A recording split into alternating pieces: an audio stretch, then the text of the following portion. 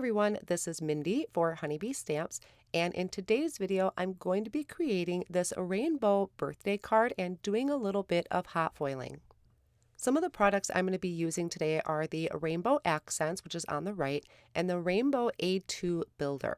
So I'm starting off with this rainbow die. This is from the Rainbow Accents, and I'm going to die cut it out of some 80-pound white cardstock, but I have it shifted off to the side there. I ran that through my die cut machine and then just popping out those bands of the rainbow, and I'm going to fill those in with some unique colors. I like to experiment with rainbow colors, and so here is what I have for that.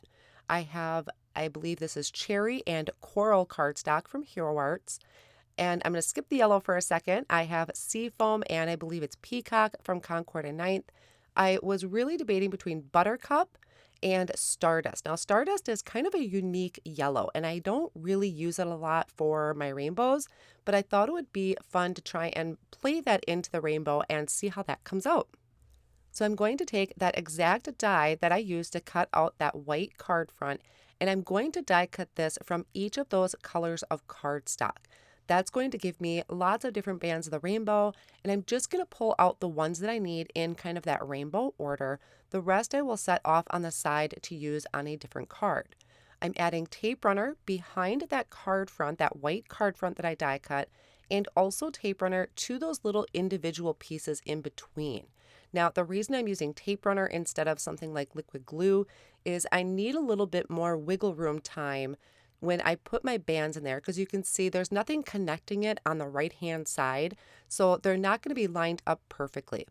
I'm starting with that cherry cardstock, I think it was, and added tape runner behind that and lined that into that first area of my rainbow. Then I'm coming in with the coral, and if I need to, I can bring in my tweezers and kind of adjust that white band in there. And I do need to do that from time to time and just kind of shift it around so it fits in like a puzzle piece. And I just move my way down the front of the card going through each of those colors of the rainbow. You could see there I took the tweezers to kind of adjust that white band in between and then work my way down to that last color there. Now, because I used a dot runner, there is some kind of sticky residue that's kind of peeking out on the front of the card. So I'm just going to take my adhesive eraser and buff over those areas so the front of the card is nice and clean. Then I'm going to flip it over and trim off any excess that's hanging off on the side. Now, to decorate my rainbow, I have these cloud dies. This is from that Rainbow A2 Builder, and I'm going to die cut those out of some white glitter cardstock. So they're going to be down at the bottom of my rainbow. Then for my sentiment, I'm using the word birthday hot foil plate. I'm going to trim out a piece of Hammermill cardstock to fit my hot foil plate. And then I'm using champagne glimmer foil, which is one of my favorite foils to use. And I'm going to trim that down as well to fit my hot foil plate. And then I'm going to take my foil, I'm going to place it over the cardstock so it's pretty side up. Take that hot foil plate so it is sentiment down, and then hold that in place with the best ever craft tape from Spellbinders. My hot foil system is nice and hot, so I flipped my cardstock so my hot foil plate was touching the Glimmer system. Let that sit. I had hit the timer button, and when that's nice and ready, I disengage that from the Glimmer system, apply my shim and my top plate, and run that through my Spellbinders Platinum 6 die cut machine. So now when I remove that hot foil plate and my foil, I have this perfectly foiled sentiment. Now there's also a coordinating die, and I'm going to use that to die cut that out. So here's how my card is looking so far. I just kind of have everything placed where I want it to be. And I'm going to use this word wishes off of I think it's called Look for the Rainbow stamp set. But first, before I do any stamping, I'm going to just go ahead and get my clouds attached. And I'm doing that by placing some white foam squares behind them. You can see the one on the right is going to overhang, so I will trim off that excess. And then I can move on to my sentiment. So for the word wishes, I'm using my mini Misti and some black cardstock. And I prepped my cardstock with an anti-static powder tool.